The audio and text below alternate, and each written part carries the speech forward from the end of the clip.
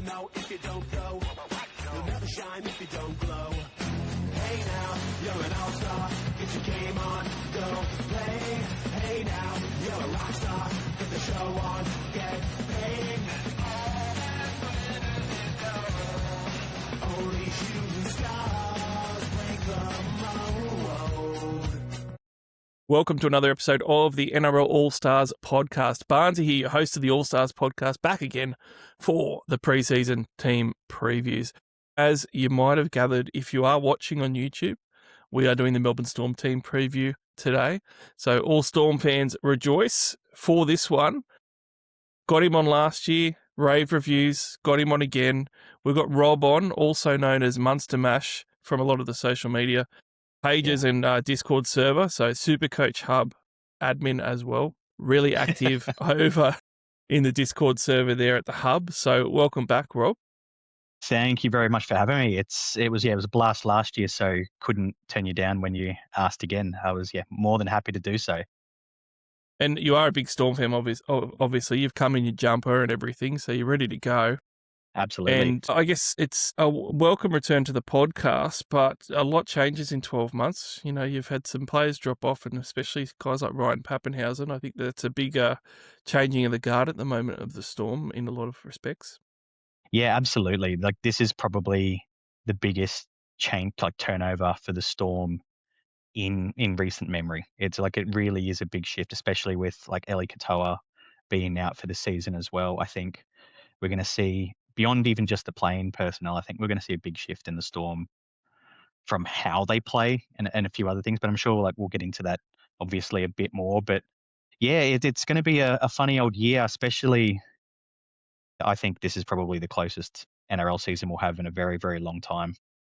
All the teams look so much closer, even the ones that, were down the bottom last year. We're expecting big improvement from a lot of them. It's going to be a really good year from a fan, I think. I think so too, but as part of that, it means that I think that the Storm's a bit closer to the pack than in other years. I mean, you go through the Storm's top 4 or 5 players, Katoa and Papenhuyzen are going to be in that normally. So it is big changes, but it's a great segue just to letting everybody know that's listening and watching what we're going to do, what they're in for, especially if it's the first team preview that you've jumped in for. We are going to go through the roster changes, the draw, where we think the Storm's going to go this year, and then we're going to talk about the SuperCoach relevant plays. And there's a lot of them because on this podcast, we go through everyone in detail. We don't skip them. We don't go through just the top 3 or 4 stars. We go through everybody because it's really relevant for draft as well. And it's also relevant too, just because sometimes you can find these nuggets there of gold that other people can't see. And it's up to you because we give you all the info on this podcast, and then it's up to you to decide who you think the best options are. Now, Rob, we are going to go through the players shortly, but we started to talk about the turnover. And when we're having a look at it, Gaines, Hetherington and Moale coming in, I think that they're both pretty good signings as far as big middles for you and Bellamy reclamation projects. And I say that with all due respect to the talent of those guys and what they've shown, because some people will say, Barnesy, Hetherington's a loose cat and he's terrible. But look, it's a minimum contract signing, 1-year deal, it's point to prove. It's another big bopper in the middle, and I don't mind it at all. And then when you look at the losses, I certainly think that Grant Anderson improved quite a bit last year. So he's probably a loss that's not talked about much, but I was really impressed with how much he improved last season. And then Ryan Papenhuyzen, obviously retiring basically. And then also Pezzett going along to the Eels before he goes to the Broncos. They're pretty big ones, especially for the depth that Pezzett would provide for any halves, needing to sit out, and Hughes has had a couple of years injured. So, I mean, overall, when you throw in Eli Katoa missing the season into that mix, I certainly can't see the roster as being stronger than last season. No, we're definitely a weaker team overall compared to last season. If you take out Katoa missing, because that's kind of not roster-based in a way, it's an injury-based one. I think the forward pack overall is slightly better. I think our bench will be stronger this year compared to last year. I think. Sorry, I need to remind you too. I didn't say it because it wasn't on my list, but Nelson went as well, yes. So Nelson's gone too. Yeah, obviously Nelson's gone, but we could tell sort of by the end of last year I don't think he was playing for the Storm again. I think Bellamy Yep. had had enough and put a line through him. But like Moali, I think will provide another really good drive off the bench. Hetherington, as we know, like the Storm have a habit of turning these guys to look great. We saw it with Croker in years gone by. This is the exact same sort of player. And he ended up being a really good player for the Storm for, the couple of years he was there. And so I trust Bellamy to get the best out of those guys. But I think, the biggest loss and the biggest sort of change, I think, will be Ryan Pappenhausen. Obviously, we've got Farlongo coming through, who looks like a absolute star of the future, if not already. So we'll certainly sort of see where it goes. But I think, we're certainly expecting a fair bit of change at the Storm this year compared to last year.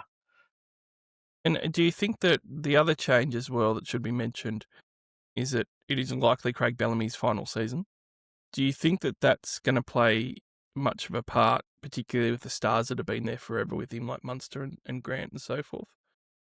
I don't think it will initially.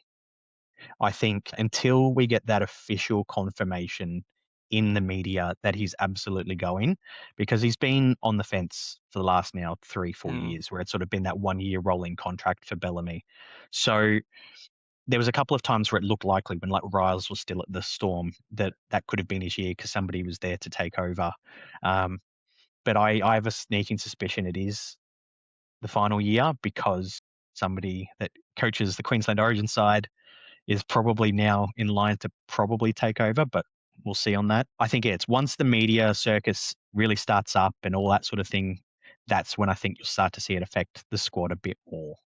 You know what's quite interesting too? If I was Craig Bellamy, and he's a much smarter man than me when it comes to rugby league, so I'm sure that he's thought about this, so all credit to Craig. There's probably going to be a New South Wales Blues job coming up shortly, and he could very easily say, look, I don't really want to quit coaching, but I know it's time, and he could step away from the Storm, and he'd be handed that job immediately, about. He's already in the coaching staff at the moment, so Yep. Stepping in as that sort of full-time coach would make all the sense in the world for him for a couple of years. I actually wouldn't be surprised if we end up seeing him as someone like maybe the next Kangaroos coach full-time, if that's about if that's something he'd be interested in. I wouldn't be surprised to see that at all. Yeah, it's interesting times. I do think that it can go either way for a team that has such an emotional bond with their coach and that's gone through so much over such a long period of time and really is part of what makes that club itself because he's been there for such a long time, the club's existed for. It can go one way, which is galvanise a group, everyone's playing for him. You just get that extra 2% out of your players, and it's just that fairy tale run that rugby league is known for, where you see the Storm, win at the end, Craig Bellamy hold up the trophy, right off into the sunset and retire. That sort of thing can happen. But the opposite can also happen more often than what I think people like to probably talk about, and that is that it can destabilise you a little bit. Mentally, the players might be overthinking things or having their eyes on Bellamy leaving, needing, to put extra pressure on themselves. And sometimes when that happens, mistakes start to creep in. It's not quite the well-oiled machine that it has been before, and the focus can drift a little bit. And then all of a sudden, it's got the opposite effect. So I could actually see it going both ways. I'm not sure whether it's better for him to announce it before the season or after it. I'm really not sure because of the way it can go either way on how it actually impacts the team and their performance. Yeah, totally agree. Like we've seen similar issues affect Manly over the last couple of years where something gets into the news and it suddenly seems to affect the whole footy side. So it's a wait and see. We'll just have to wait and see what exactly happens with Bellamy. Yep. Well, they've also got a draw to talk about, which I think is quite good, and it is pretty much the talk of the SuperCoach world and community at the moment is how good's the Storm draw, which is what a lot of people are rating it as. Look, I think it's good in a lot of ways, and I certainly think it's a positive draw. I'm not sure I'd say it's the greatest draw in the world, and to be honest, I've gone through all the draws, Rob, and there's not many where I'd say I really love them. Not like previous years. It just always seems to be enough quality teams and the closeness of the competition that sort of puts you off wanting to really load up on a team. But it does start quite well. They're at home at Amy Park versus Parramatta. I know Parramatta will be, better, potentially, but Storm have done pretty well against Para in the past, and at Amy Park to open the season, that's a decent matchup. A big away trek to Wynn Stadium, but against the Dragons, not bad. And then Broncos at home at Amy Park. There's often a lot of points in those games. And then we've got a Cowboys matchup where, they could put 70 on the Cowboys potentially if the Cowboys don't aim up this season defensively. And that's a pretty good month when you have a look at it. And I guess when you're breaking it up, because you may not know, but on this podcast, for round one starts, we look at the first month versus the second month because that's kind of the most important when you're going to start someone for your round one team. And then that second month, they've got the Panthers away, which is tougher, a home game against the Warriors, away versus the Raiders, and at home versus the South Sydney Rabbitohs. So even there, there's some points in those games as well. And I guess the key thing is that if you start with guys that you don't want to trade out for the Storm, you're going to be able to play the first big bye round in round 12. They do miss the second and third big bye rounds though, so that's something to kind of take into account when you're looking at the far long goes and so forth that won't play State of Origin. But overall, I mean, it's a draw where I sort of looked at it and went, I probably do want one or two Storm players to start with. Yeah, very much agree. It's sort of a weird draw in the sense that you sort of get two good games and then a tough game, and it's sort of it's pretty much like that up until that first bye. And I think that's what I consider the best part of the draw for the Storm is the fact that they do not have a first bye until round 15. So these guys that that won't make Origin suddenly become gold because that you'll probably be looking to hold them until then anyway. Or at least Katoa would have been the best one, wouldn't he? He would have genuinely been my number first one picked, guy. Hey? And he would have been my first picked if he was fit. So so there's plenty of positives, and it's going to be a funny one because I do see a few sides that I think they'll do better against than some people might give them credit for. Like I don't rate the Broncos as highly as some do. I think they'll be good and they'll make the top 8. I think they genuinely could be anywhere between 1 and 8 because we've seen it in the past. They blow hot and cold. Same with the Panthers. Are they on the upswing? Are they on the downswing? We don't really know just yet. So if you sort of look at it that way, I wouldn't be surprised if we see them, for example, beat the Panthers, but then lose to someone like St. George. I think they're going to be that kind of side this year, where they'll win the games they probably shouldn't and maybe lose the games they should win. Yeah, it could be a bit of that. I think they'll still have points in them, which is key for SuperCoach. I mean, they could lose like 32-30 versus the Dragons, and SuperCoaches will still rejoice over that one. Absolutely. It's, I guess, for the range, and I'll go back before I say this because I'm going to upset you with the range that I think they can finish. I'm going to say I kind of agree with you, the Broncos too, and I'm a bit pessimistic about them because not only have we seen it from the Broncos before where they sandwich a good season with a bad season and then go into a good season and a bad season again and rotate, we've seen it with Madge sides before as well, where his style of coaching is great to get teams up and going and motivated and confident, and it eventually starts to wear thin, which is what happened at South Sydney as well. It goes to a grand final and then all of a sudden a few years later they're in a bit of strife. It can happen. So, yeah, I can see that. I know where you're coming from. But I am going to, for different reasons, say similar about the Storm. I have them from 1 to 9. I know that's a big range, and I will explain it to you, and then you can let me know where you think that their range is. But the reason why I think that is partially because what I said earlier. Like, I'm not sure if Craig Bellamy's going to come out and say it, or whether he'll say it even behind closed doors, and how that'll actually change the dynamic of the performances. And I'm also now quite wary about a number of things. One, losing Pappenhausen and Katoa is huge. Both of them play such a big role in attack. There's going to be a huge adjustment for that. Folongo, for all his talent, is not really much of a playmaker at all yet. He might develop into it, which Pappenhausen did very well, but Pappenhausen had some of that. He could do a little short kick. He could get quite a few assists. I don't see Folongo there yet. Then that brings us to the halves, which puts a fair bit of pressure on them. Jahrome Hughes has been injured a lot lately, and that's a bit of a worry because you no longer have Jonah Pezzett there who would step in. Even young Garlics are now departed as well, I believe. So you've all of a sudden got a bit of a hole there if Hughes is out, and then all of a sudden, halfway through the year, 32-year-old Cameron Munster's starting to look older again. So there's a few things there that sort of would worry me that the Storm could go on some runs of some bad losses. Saying that 1 to 9, I'm still saying I think that they'll make the finals, and I think they could finish first to get the minor premiership. I think that they're a good shot at, I think I would back them for top 4. but I can just see a few things happening that could make things tough. And eventually, like I've said for the Panthers too, dynasties always end. The Chicago Bulls won 2 3-peats in between. They didn't have Michael Jordan, they didn't, but they had the dynasty through the 90s and it finished because it can't go forever. It's the same thing with the Panthers. It's the same thing with the Storm. It's the same thing with any sport. So to me, it's just a matter of when it happens. We've got a lot of changeover, a lot of change coming, and maybe it's this year, maybe it's next year. Yeah, on the whole, I pretty much agree, to be honest. I'm a realist, if not anything else.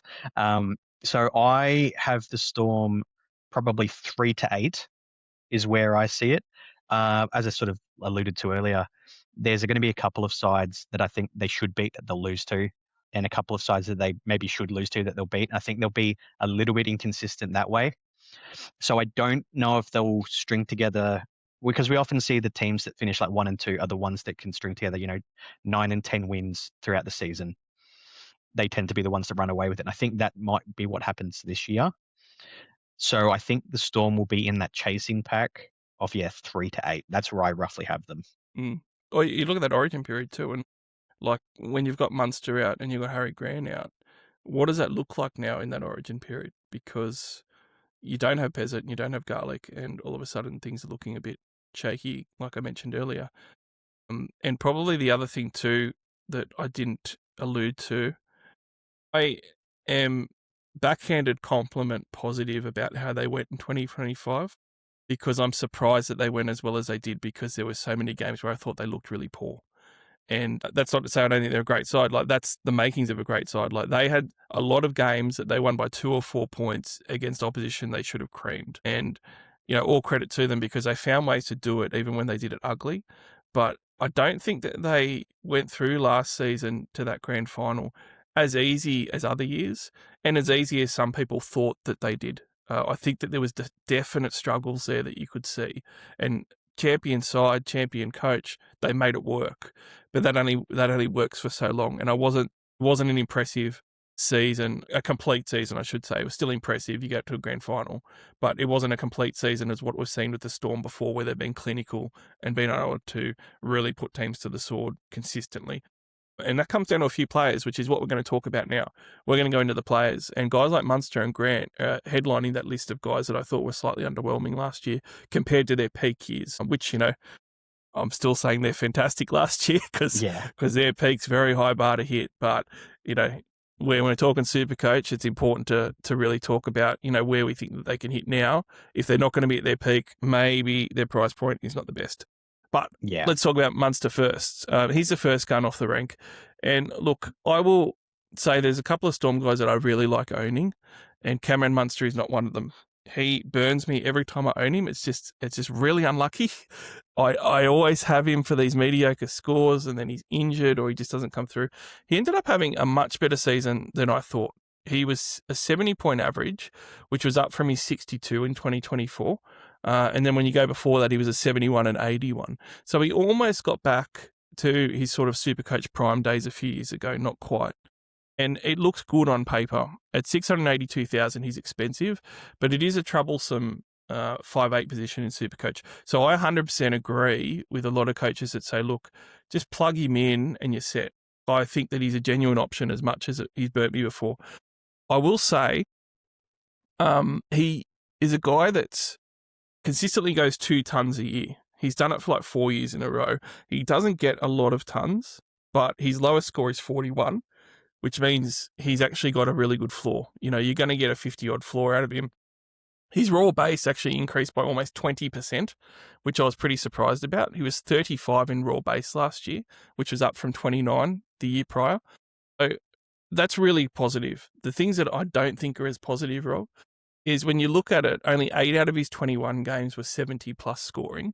And for an elite guy that you're spending up on that should be the top guy at 6, that's not great numbers. You want more 70-plus scores out of them, but he's got that great floor. So I guess I'm wondering whether there's going to be any change to that, because to me, he's kind of a boring, really good option, because he's always in that 50s to 60s range, which is really solid, but you'd like him to be more like in the 60s to 70s and 80s more than what he was. And that's kind of been him the last couple of years. When I'm looking at growth, I'm looking at the fact that he only had 2 tries. Now, that's the lowest since 2017, and he could easily triple that. If he triples that all of a sudden, you're in for a gangbusters year if he keeps all the other numbers up. So, as you can probably tell, Rob, I'm quite in the middle because some of the numbers I really like and some of the numbers really worry me, and that's why they've hurt me before when he's hurt me before when I've owned him as well. So, how are you feeling about Munster to start with for round 1? Pretty much the same, to be honest. He's the guy that if you don't want to worry about 5/8, you just pick him because you know he might not be the top scorer by the end of the year, but he'll probably be second at worst. So you know that he'll be there or thereabouts, and especially in a troublesome position. So it could be you pick him, you know he's going to play for those first, 11, 12 rounds probably, or 11 because 12's the first big buy, and you don't have to worry about the position until then.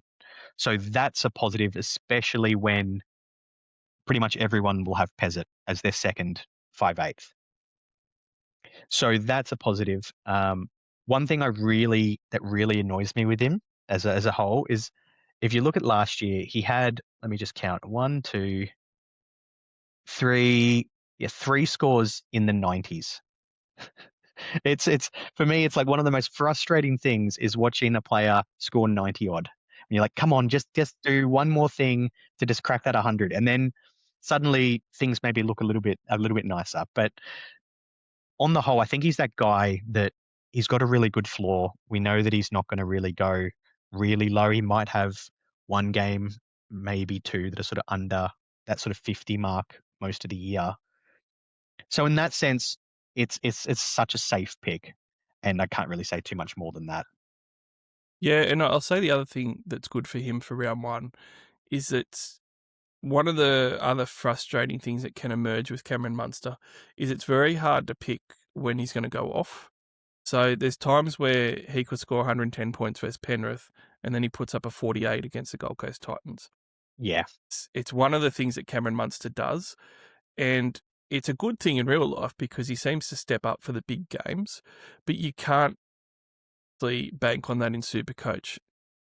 One of the great things is round 1's the best time to have him because you don't have any other options. When you get to round 20 and onwards on the run home, you're choosing between which of the 2 elite 6s am I going to play, which of the 2 halves I'm going to play, how's my 17 going to look because I'm going to leave out 3 or 4 gun players. You don't have that luxury in the initial rounds. So you don't have to worry about missing out on Munster's 120 points versus Penrith and copying his 41 versus the Titans because you're going to play him every week from round 1. Yeah. It's also a point where it's pre-origin. He doesn't have any niggles. He doesn't have any wear and he's ready to go.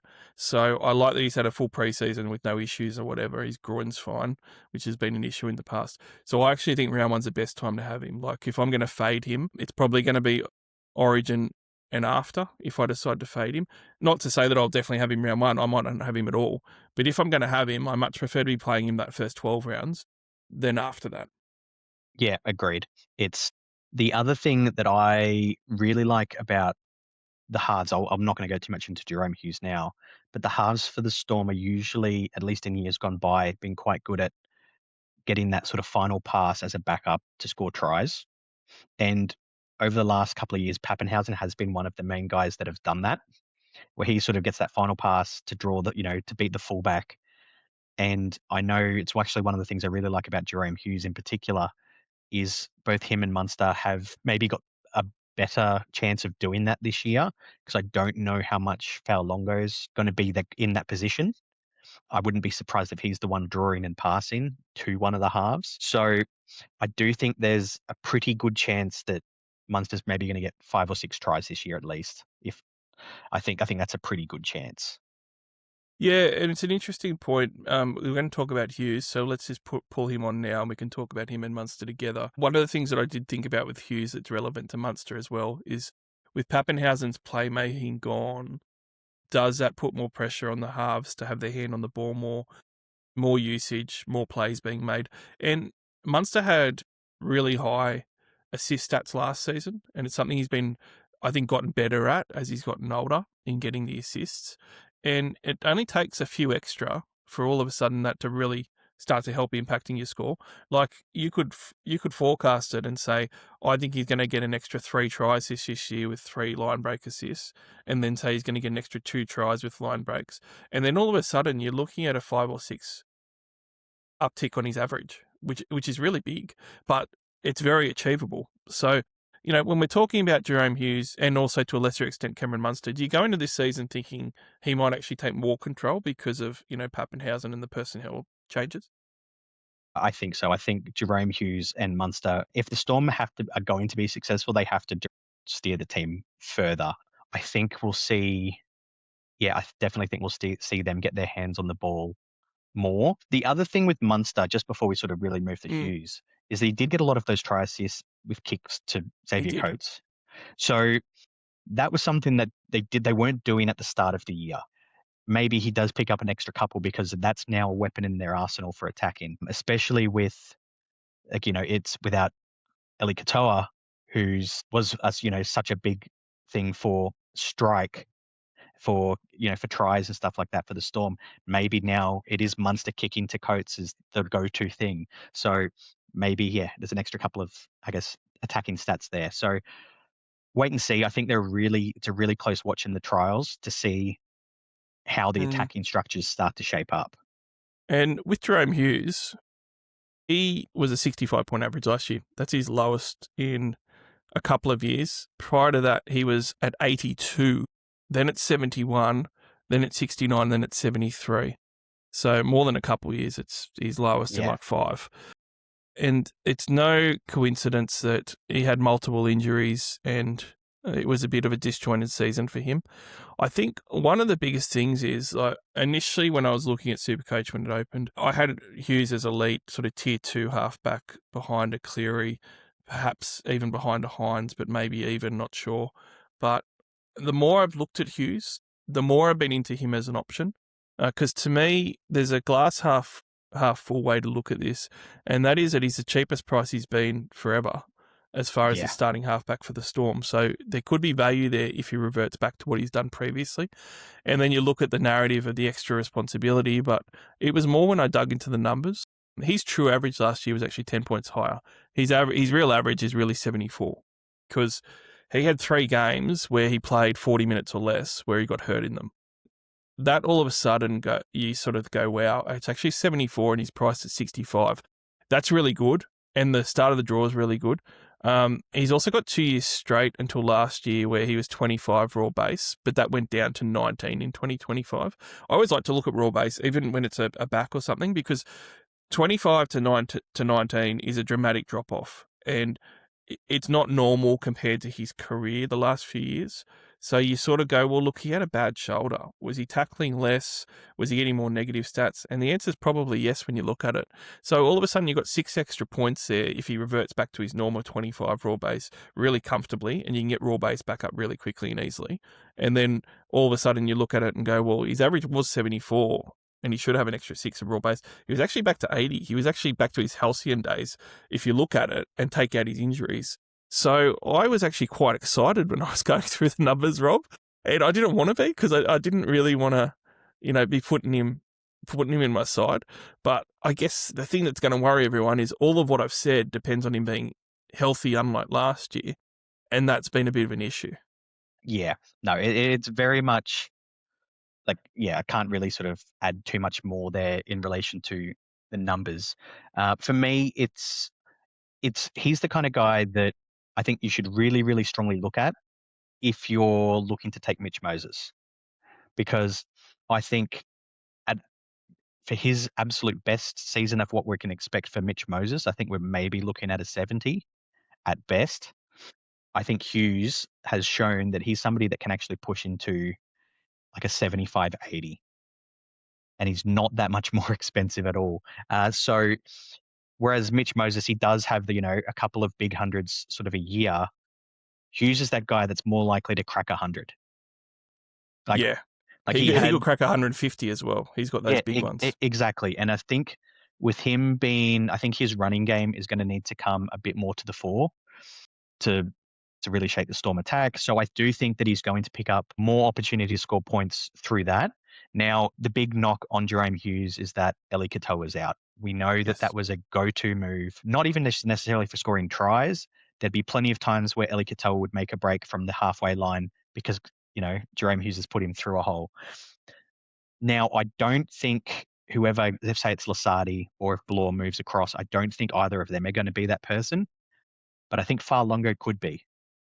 So it might not be yet to the second rower, but I think it could be to the fullback. I think it could be to maybe Nick Meaney. I do know Farlongo prefers attacking on the right. So I think that's where his preferred sweep side is generally. So I don't think he's going to lose as many points as people might think from that. So I really like Jahrome Hughes as well. I personally don't have him in my side at the moment, but that's because I've decided to pay up for my halfbacks. And I've got, Nico and Cleary at the moment. You're both. Wow. Power halfback build. I like it. I have been tossing and turning, changing my team between Cleary and Hines all preseason. But I do think that Hughes is nipping at their heels. And I agree 100% with what Rob said. If you've got Moses there and some extra cash, I would be changing him to Hughes myself. And I was doing the Dolphins show with Mikey about a week ago, and I was super surprised how many people had Isaiah Katoa in their side. I understand the pod appeal, but if you're going to pay for Isaiah Katoa, pay the $630,000 and just have Jahrome Hughes, in my opinion. Absolutely. We need to move on to Grant, the other of the big three at the Storm. Yeah. Can I just say how disappointed I was in Harry Grant last year? And I just found myself constantly, amidst all this commentary, that he was like having an amazing season and stuff. I completely am happy to be wrong if or just had been the minority. But I actually thought he looked a lot worse last year than what he has in prior seasons. And I mean, it's not to say he didn't have some massive games. In the middle of the season, he had 2 huge games. But overall, I didn't think he was up to scratch. And when you look at the start of the season, by God, was he not up to scratch. SuperCoach-wise, 50% of his games were sub 60. That is inexcusable for an elite hooker that you're paying up for. His base was 39.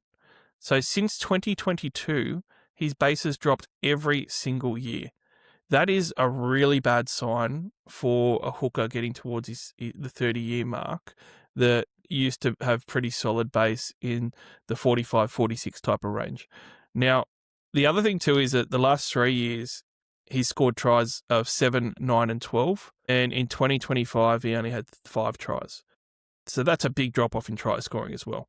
Now, obviously, Rob, people might say, well, look, that's all, glass half full like Jahrome Hughes. He's just got upside here. He can score more tries. He can get his base back up. This has been an ongoing trend with him, though, and especially with the base and the work rate. And it's also been the eye test for me. I just don't think he's looked as good.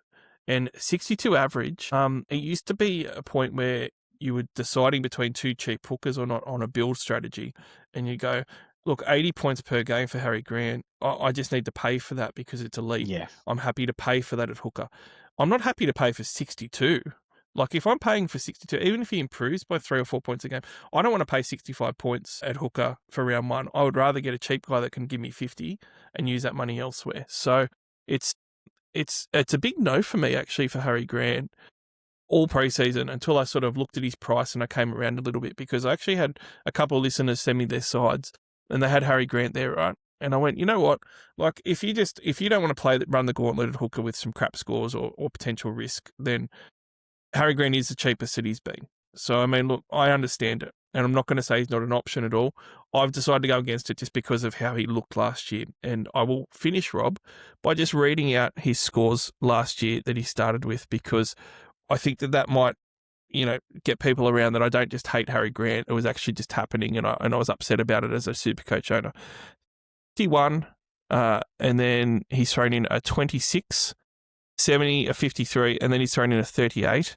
He just had all of these low scores that you don't normally see from him, and we didn't actually get a real big score until mid-season, and that was the bigger issue.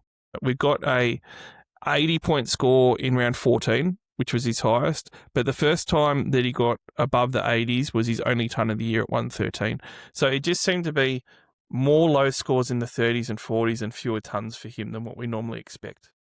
Yeah, no, I very, very much agree. I absolutely sung his praises last year.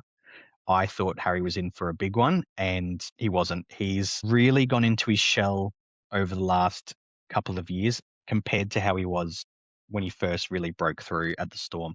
I think he's showing the classic signs of a player where his career is just catching up with him. We've noticed that he's starting to get a few more knocks, and I think he's now trying to pace out his season to make sure he gets, he plays those 20, 23, like low 20s games every year. So I think that while I think he'll probably maintain his score, maybe go up slightly, he's not going to jump to a 70 plus. I mean, look, from a Storm perspective, I hope he does, because that would mean that he's absolutely flying. He's scoring tries. He's getting try assists. But from a SuperCoach perspective, he doesn't have those. Like, one of the reasons you really picked him was that he could knock out 100 really easily compared to every other hooker. It would be night and day. He just does not do that anymore, and it shows in his average. If I pay up for a hooker, it'll probably be Brayley. Yeah, and for Supercoach, Brayley has probably gotten past him. For all those that think I'm a Harry Grant hater, though, I still rate Harry Grant as the best hooker in the competition. Agreed. From an NRL perspective, he's the best. He is, and there's no getting around that. And I agree with what you said. It's not necessarily that he's become a worse player. I actually do think that he has paced himself a little bit, and that's what smart players with high IQ do. It's what smart coaches also encourage their team to do. And I think that's what he's done. So I expect him to do the same again. He is running less, he's scoring less tries, and I think that'll probably continue. Certainly not increase enough for us to get back to that 80-plus average that we used to love. But great in real life still, and an option because he's only just a tad over 600. So you could still chuck him in there and not worry about hooker for sure. Yeah, look, I couldn't knock anybody for grabbing Harry. I can't. But I think there's going to be plenty of players. If, let's say, he averages 60 over the first 5, I think there'll be plenty of players that are in the mid to high 50s. So I don't think you're losing out a lot of points by maybe ducking and grabbing, say, a Simpkin, a Marnie, maybe even a Hayward if he gets up there. I don't know. There's a few players that are in that sort of ballpark that I think might be better choices to at least begin the season. Or even Reece Robson sub 500k to start. So I mean, it's $100,000 and it might be 10 points difference. The next gun I'm going to talk about, I'm going to not put much into because I don't think that he's an option, and I'm going to say that outright. And I'm probably going to end up wrong. So as many people know, I don't normally say don't buy this guy. Normally I say it's an option. It's up to you what you think, how you project them going. Xavier Coates each year I've said is a mistake. Don't get him, because people sort of buy him on name value and not realise he's got this really low base, and he relies so hard on try scoring that he has all these low scores. Now, last year, he actually had a career year. So I was kind of wrong last year. 636,700 he's now going to cost you. Now, if you pay $637,000 in Supercoach for round 1 for Xavier Coach, that's some big brass balls that you got there, because he scored 20 tries and he is a try scorer, but a lot of people would probably not know that he's actually never gotten a 20 before. He's actually best at try scoring has been 16, which he's done twice. This is the first time he's gotten 20. His base power went up significantly. So 21 to 26 raw base. That's not been a thing for him. Now, if it becomes a thing, that's a little better for him. But he's normally around that 20 odd in raw base, which is why it's so hard. A third of his games are 40 or under, Rob. A third. Yeah. And those are the games without tries, surprising enough. So, if you don't want any low scores, I wouldn't be paying for $636K for Xavier Coates in my side for round 1. Yeah, no, very much agree. Look, he's a classic Storm winger from years gone by. We've seen it with Josh Adokar. We've seen it with a few of them now. Vunivalu. He'll probably go on a run where he might score 2 or 3 hundreds in a row. It's almost guaranteed to happen because he scores 5 tries in the space of 2 weeks. It's probably going to happen. But around that, you might have 20, 20, 20. It could happen. And it's just, you just don't know. And it's one of those ones, there's better options for me to spend your money. Like I will say, the one benefit I will say for him is that he does look like he's worked on his, like, rucking it out from the defensive end. He's done that a lot more, and he's improved year on year with that, but not enough to the point where he's, now basing 40. He's not that kind of winger. And a lot of his tries, as we've said earlier, were kicks from Munster. So he's not getting that line break with it. It's usually catch and plant, which is 17, not 27 for a try, which is a big difference. So, yeah, for me, no go. I don't think I couldn't spend my money on him not for that kind of winger.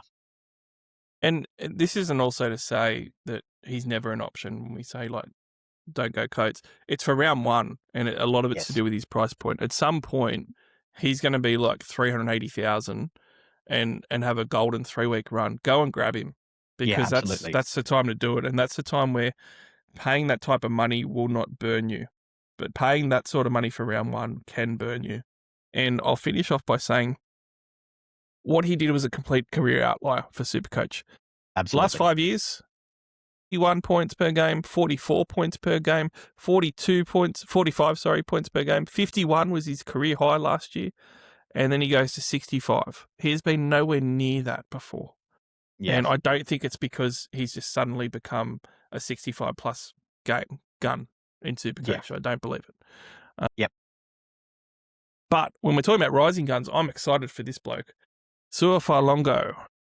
Have him in my side. He's one of the first picked. I was surprised that he wasn't in more sides. I think because, like me, a lot of people want to do 2 premium fullbacks and only use one 500k slot, and then you got to choose between Kinney or Fa'alongo, or even some actually like Fuller if he starts at number 1.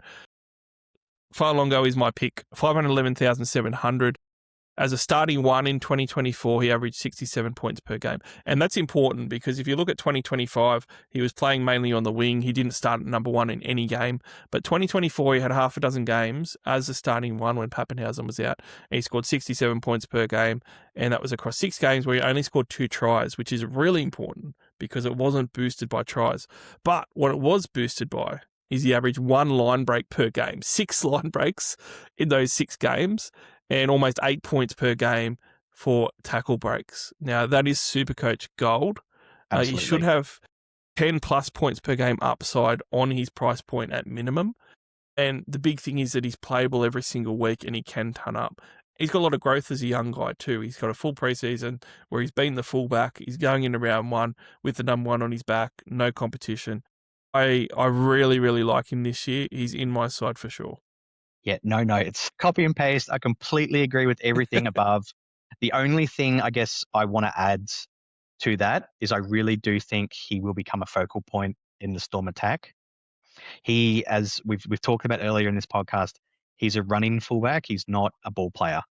Like, the ball playing will come. We know it'll come in the next couple of years because he'll work on that side of his game, but he's mainly a runner. So I know they're not quite the same style of player, but I see a lot of similarities from a SuperCoach season to Iongi from last year. So I think that he'll get plenty of base. He'll take a lot of those runs because I think he is that kind of guy that also wants to prove himself, and he'll be a strike person. So I think, he'll get plenty of tackle bust numbers. I think he'll get plenty of line breaks.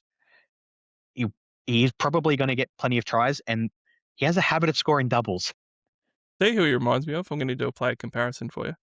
Yep. Ben Barber got very good at being a playmaker, but it took him a number of years. The early Ben Barber years, that is Fa'alongo's ceiling. I think that he can hit it, and I think it's very, very much what we could see from him this season. Really like him. Another rising gun is Stefano, and Big Stefano is a bit of a polarizing one because I think people thought that he was going to be better last year, and look, he had a slow start, in my opinion, in the Storm jersey, but once he sort of, felt his way into it and Bellamy kind of eased him into it a little bit, he finished the season really well. And he's only got a 53 average, and the year before it was 54, so people kind of go, oh, look, he didn't really improve. Or you got to really break the season up, in my opinion. And when you do, and you have a look at it, it's all about minutes. His minutes dipped 7 minutes per game. But on the run home, around 19 to 27, he averaged 50 minutes per game again. and he gave the Storm 65 points per game. So his PPM was elite. Craig Bellamy wasn't trusting him at the start of the season enough. He had a lot of low-minute games. And by the final third of the season, when he was trusted and he did step up, he was doing 65 points per game. Now, his raw base went from 40 to 48, which means that you got a low to mid-50s base power floor for him quite easily. And I don't think that he's going to start off with low minutes this year. So you kind of look at it and go, well, look, for his price point, it's pretty cheap at just a shade over $4K. No one's talking about it. He's still got some improvement in him. And even if he just did what he did at the back end of last year, that's 65 points per game straight up, which is really quite good and very under the radar at the moment. Yeah, completely agree again. The player that, if you look at minutes wise and to a degree scores wise, that is almost the opposite of him, was Josh King. So you could tell that Bellamy early season trusted his sort of, I guess, the senior prop. And then as Steph really started to gain the confidence, learn the systems, understand his place and his role, he got given a bigger role. And I think going into this year, he absolutely needs to keep it going. And I think that I'm expecting that. I'm expecting him to have a really, really good year, especially when you look at somebody like Trent Liero's out for the first couple of weeks. So they're going to have somebody playing lock who's probably not used to playing big minutes. So I think Steph is guaranteed 50 plus minutes wise, pretty much from the off. I think the Storm have to do it. So I really, really like Stefano at the moment, and he's been in and out of my side all preseason, depending on where I want Trey Mooney. Well, I think that we could really see a breakout SuperCoach performance from him this year. Like I would hazard a guess that Bellamy has said to him all preseason, we're getting you into that State of Origin side, and it's on you. You're the senior of this pack now. We got Eli Katoa out. We got Big Nelson, moved on after more than a decade at the Storm. You're the big fella now. You're the alpha, and you need to lead us. Because you look at it, and the Storm pack, it's workmanlike. Yes. It gets the job done. It's gritty, but it's really lacking. And you look at it and you go, well, there's Blore, there's King, there's Liero, who I thought was lucky to play State of Origin, to be frank. Solid player, but doesn't have that star power. And Stefano is the only guy in that pack, when you remove Katoa, in my opinion, that could have it. And I think we might see it this year. It's interesting because I'm not sure. I've got Haas and Kalamatangi at the moment, and I have been wondering whether for 150k less, whether Stefano could get close enough or even mimic what Kalamatangi has done. And if that happens, that could be tremendous value. Yeah, no, it's I put Stefano in roughly the same ballpark as I do somebody like Toby Couchman. I think they're roughly probably going to have a very, very similar output wise by the end of the season. The thing for me that I'm not sure yet, and I'm sure we'll see it at some point, is we know that the Storm love a front rower try of Harry Grant. And as we sort of said there, the one guy that really has that strike is now Steph. So I wouldn't be surprised if he becomes the target of those attacking moves. So I think we might see a few extra tries for him this year. Then we could, and he's got the potential too. He's got that. There's growth there from what he's been doing. Yeah, so I'm going to say now, absolute draft special. Great for draft. You'll get him pretty late mid rounds. Look, we need to look at a pod gun, and a pod gun for me in the past has been Nick Meaney when he's been kicking. I'm going to bring him up again. I am not going to do it. Okay, the pods that we talk about, pods for a reason, but they can go bang. And I think that, look, Meaney's a bit underrated because he's gone 61, 63 and 68 points per game down to 61. The last 4 years in a row, he's been a gun at 60 plus.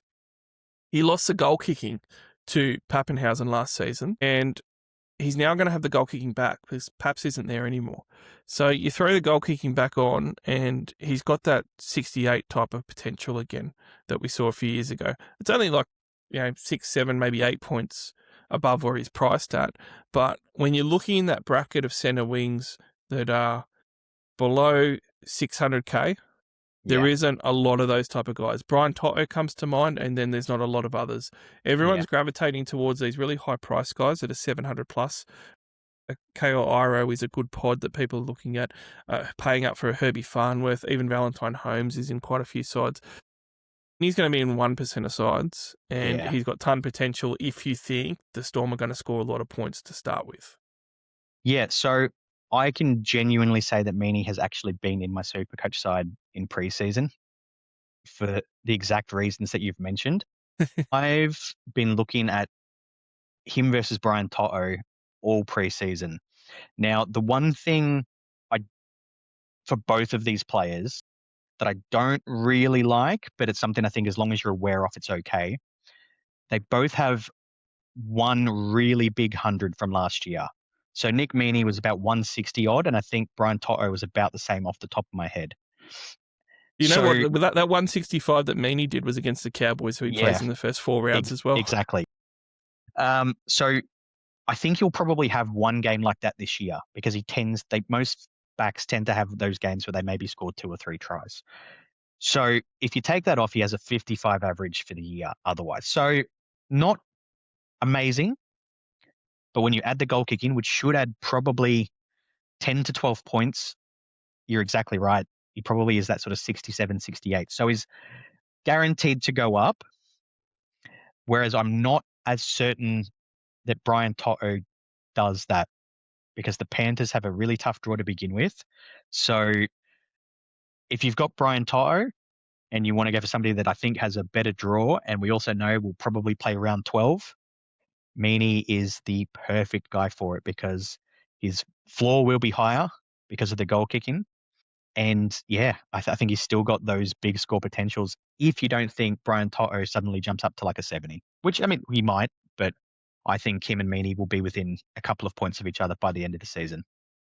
Yeah, I really like To'o. I've got him above Meaney, but I don't think that it's out of the realm of centre wing build just to have both of them. And you know what? If you don't want to spend on any really expensive centre wings, you could go like the 500s, a trio of 500s with Cobbo, Brian To'o, and Nick Meaney, and be in the 500s on all 3. And that's the same price of if you've got, say, Hero and Herbie Farnworth combined, or Hero and Carraz even. Like, it's the same price for all 3 of them.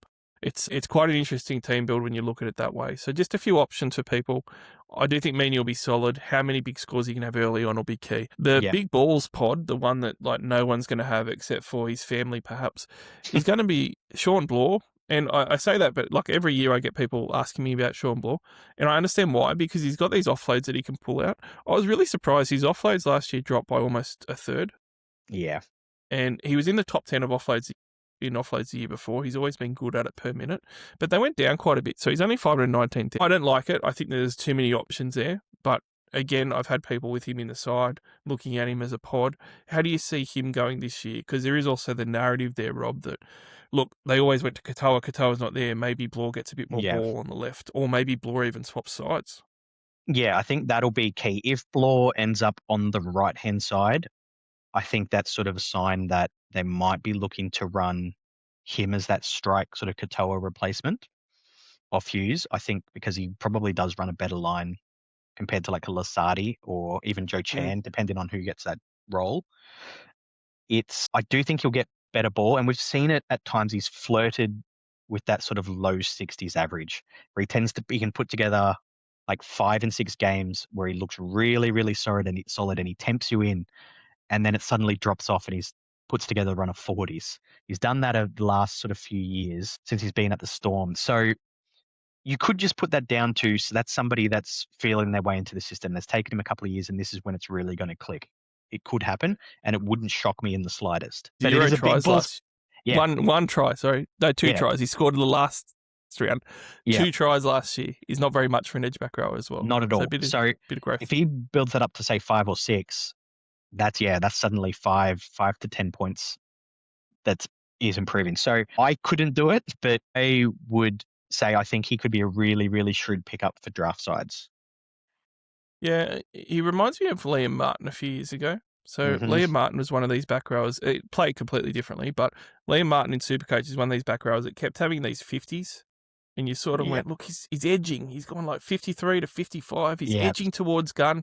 He's just got to take that leap. You know, this is the year. And it never actually happened, and then he digressed. So there's a very Liam Martin odor sent to Sean Bloor at the moment. And That would be a shame for SuperCoach, but Liam Martin became very effective for the Panthers, and so it could be fine for the Storm. Yeah. In the essence of time, this next guy, I'm just going to throw up there and just say I've got him down as a mistake and an error. And it's just because I'm so filthy because of last year, Rob. I was so high on Jack Howarth having a breakout year last year. I think he was about 399,000 or 400,000. I was like, man, he's got to improve on that. And he's only priced at 457,400. I'm sure there's people that are thinking the same thing, but I was just so burnt last year. I just went, never again. He went 47 points per game, which was only 3 points better than the average the year before. And I thought he looked lost at times with ball in hand. Yeah. And he only scored the 2 tries for the year as well. I could not touch him with a 10-foot pole. Nope. Not at all. I completely agree. My feeling is I think he's a second rower. Yes. And I think that's the big issue, is that he's probably a second rower that's been forced to play in the centres. And I don't think it would be a shock to anyone if he moves in a position within the next few years. Interesting that you said that, because there was a really good back rower that I think is out for the year now. I would love to see him move next to Jahrome Hughes on the right. Yeah. It would be fantastic. Yeah. I wouldn't be shocked in the slightest if the Storm somehow end up with Lomax, that could be how things play out. Interesting. Well, if that happens before round 1, he'll get a duel, and I would then entertain him in the second row. Yeah, absolutely. If he ends up as a second rower, yeah, absolutely. I don't think it'll happen. I don't think it'll happen, but if it is, I will be the first person on him. But I think that just shows he's not a strike center. He's just not that kind of player. And I couldn't do it. Let's have a look at the mids and cheapies, and there is a few of them to talk about that are really important.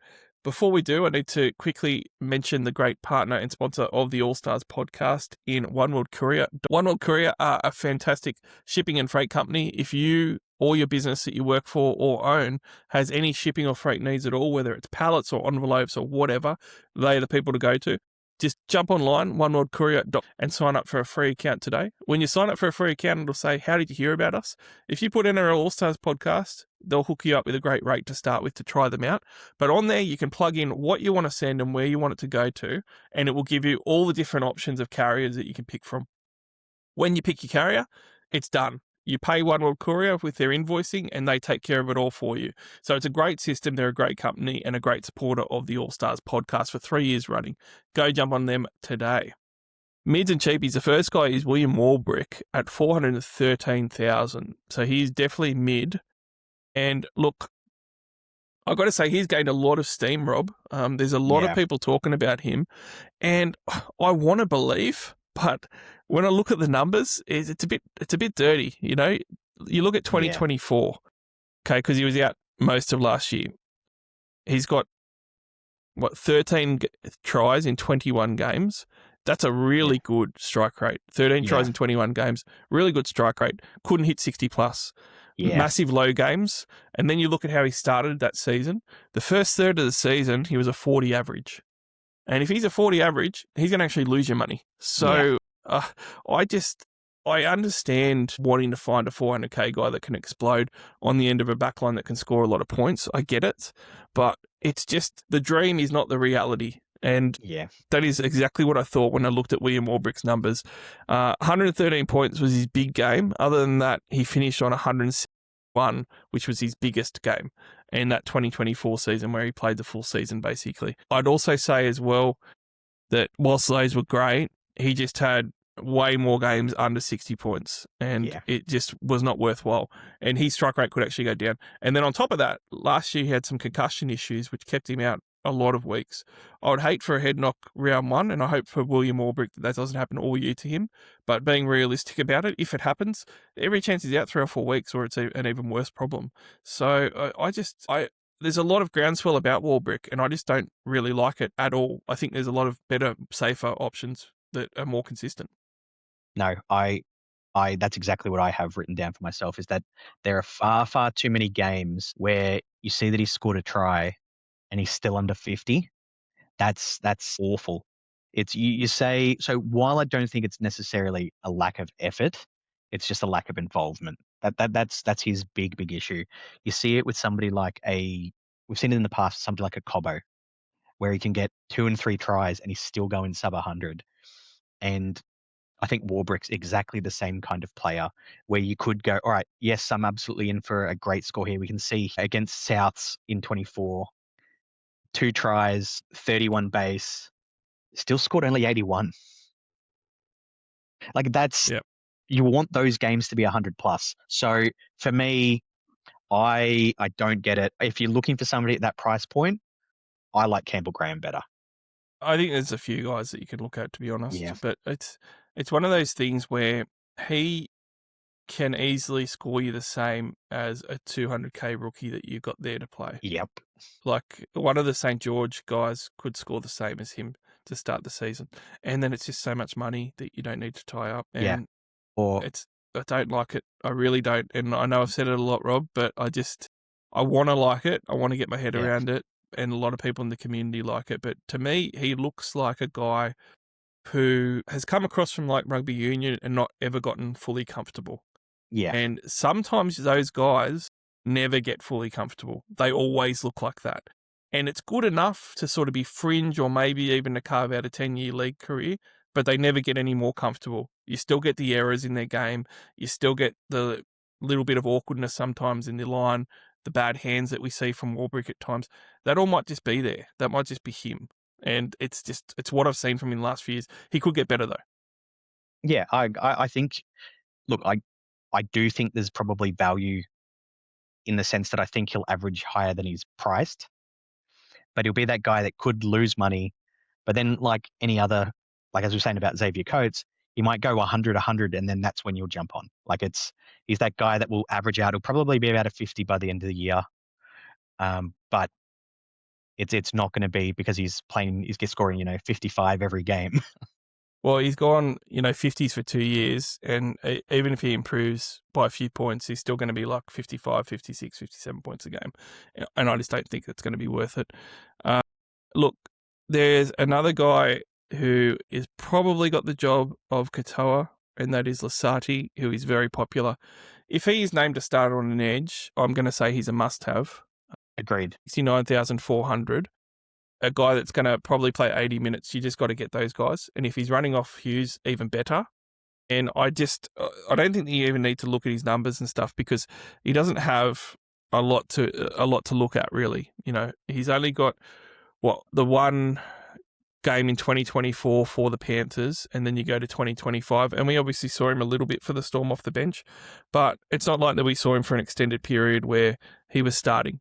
But I did like the look of him. His PPM was around 1 per game, which, is pretty solid if you got that for an edge back rower. I'm not sure. I couldn't remember. He played some middle last year though, didn't he? Little bit. He was that guy that sort of maybe would start on the edge and then would shift into the middle. It was a bit of that kind of role, which is not necessarily the worst thing for SuperCoach, but I'm going to lump another guy in this sort of ballpark. It's Joe Chan. And while we have had some reports saying it looks like Lasardi's got the role, the Storm themselves have basically talked up both of them. So I think it might be a genuine shootout in the trials for who starts there. Now, the other issue I have, while I would absolutely start with Lasardi, if, for example, you were picking between him and the guy that's rumored to be getting the job at the Titans, I think the guy at the Titans might be better purely on job security, because I wouldn't be shocked in the slightest if we see Joe Chan and Lasardi share this role the whole year. They could have a run of maybe they'll start for 3 games, then they're on the bench. And especially with this extended bench, they are going to be the absolute first nightmare that we have because of this 6 subs thing. I can guarantee they'll both be in the 19, and the minutes we will not know. It's interesting because I just didn't think that Chan was going to get there. But look, if that's a job share, that's bad. I think that what we could hope for with Lasardi is, even if Chan's on the bench, you could see Lasardi play 40 minutes on an edge and 20 minutes in the middle, and that 60 minutes would be great. So it wouldn't really matter. Obviously, if Lasardi's on the bench, so you couldn't go anywhere near him, and it is a risk to his upside if Chan's going to actually go onto that edge as well. So while I still think if he gets the start, I think it's because he is getting first crack. I just don't think it is the absolute home run slam dunk that to the level that everyone expects. Well, I'm quite hopeful because Me too. I have not really thought Joe Chan was phenomenal as a starter, but he could end up there because Bellamy showed that faith in him before. So it's an interesting take because I haven't heard many people say that. So that's very good food for thought, I think. And I mean, look, we've also got Hetherington, who we know can play a bit of edge as well. So I would expect Lasardi, even if Chan's not there, probably would get 60 minutes, is where I would think he would, because I think Blore will probably end up being the 80-minute back rower. And 60 minutes, you're still going to easily make the 100 to 150K that you want to make out of him. Yeah. So we just need those minutes to be there. He has been a bit of a PPM guy in the past that I have thought might break out with some minutes, and it just hasn't really materialised. Last year, he only averaged 25 per game, and he only played 28 minutes per game. If you go back a few years, in 2022, he played 44 minutes a game and averaged 47, and the next year was the same minutes for 43. So he's got that mid-40s potential at a 25 price point. Now, it's not a sexy pick. People will say, Barnesy, why are we even talking about Kamikamica? It's because there is some predicted sides, and I don't agree with it, but Trent Liero's out the opening rounds, as you mentioned. Some predicted sides have him as the 13. And if he starts at 13, it can also be quite trappish. And by trappish, I mean a guy that traps you because you think that they're a starter or they're getting good minutes. Yep. And then all of a sudden by game 3, when their price rise is just coming, it's on the bench and getting 25 minutes again. I am wondering, though, whether he has earned back a bit of trust in Bellamy and whether Bellamy's going to go that sort of 40-minute role for him anyway. In which case, it's going to be ugly money making. But nonetheless, he could be, 15 plus points undervalued, which is going to be good money making, especially at the front row forward position. Yeah. For a price of $248,000. I think you've absolutely nailed on the head there. He is a trap. Because I think there'll be quite a few people that'll go, oh, he's that perfect first, front row forward pick. I wouldn't do it. I would go enough over him every day of the week. Okay. The problem he has is he only has just re-signed for 1 year. So he's on a year-to-year. So maybe he plays for that contract and that's a benefit. But the Storm, before Eli Katoa was out, was happy to let him go. So I think that says a bit about it. The guy that I think that they'll really, they put their stock behind is McDonald, who I think is potentially in for a good year. Not that I think he'll break out SuperCoach-wise, but I think he'll get the share of the minutes. I think he'll be the guy that gets that maybe 35, 40 minutes off the bench. And okay. I would not be shocked at all if he's the starting 13 in round 1. Well, I mean, McDonald's coming off 34 points per game and only 37 minutes, but decent enough PPM if he can get those minutes up. If he was guaranteed 50 minutes, I think he'd be a really, really good pick. But I don't think he is. I think the recruitment of Hetherington and especially Moali, I think that's what hurts all of their stocks. I think there's too many players that'll probably want 25 to 30 minutes, which is good for NRL, but bad for SuperCoach. So I don't think anybody will get enough minutes to be totally relevant. Yeah, I'm not sure because to me, I always thought that Hetherington, obviously he's a bit crazy. Yeah. And I thought he'd be good, but I also thought he'd be low minute because he's one of those guys that the longer you leave out there, the crazier it could get. Yeah. So it's like you put him out there for 15 minutes, you take him off, you put him in the shed, and you hose him down with the fire hose, and then you put him back out there for another 10 minutes in the second half, and he's a 25-minute front row, I will put it this way. I think that the Storm bench for round 1, I'm assuming McDonald gets a start. We'll put it that way.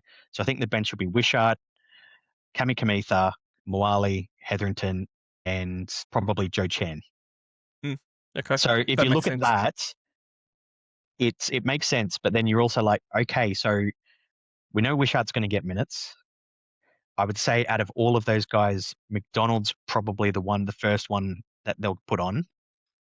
Then where's the rest of them getting minutes? Could be one game where they go, all right, maybe we do need a bit of the crazy, so they'll put Hetherington in. Or they decide, no, we maybe want something a bit safer, which is where I think they'll pick somebody like a Kamitha. I think there's too many questions for what I think the bench makeup will be. and how I think the share of the minutes will go on a game-to-game basis. I just don't think if there's injuries, I think it changes everything. But at the moment, I think there's almost too many options for players that'll play 20 minutes, in my opinion. Yeah, it's a fair enough take, and it can be risky because I think we've all fallen for the love affair with Royce Hunt, and whether he had a Cronulla jersey or a Tigers jersey, and each time it was much less minutes than what we hoped for, and he just ended up needing to be a burnt trade that you didn't really make any money off, and that's what these guys like Kamikamica and even Hetherington could be as well, which is why I didn't really want to mention Hetherington too much, because I just see it as a bit too much of an unknown on his role and on his minutes as well. Yeah, for me, they're all just in the same boat. I think we'll know more probably by around, say, like 4 or 5 when we start to maybe get an idea. But then it could shift a little bit because, like, I know Bellamy doesn't mind swapping sort of one forward here and there off the bench. He's not a guy that will stick with the 17 and play every single week.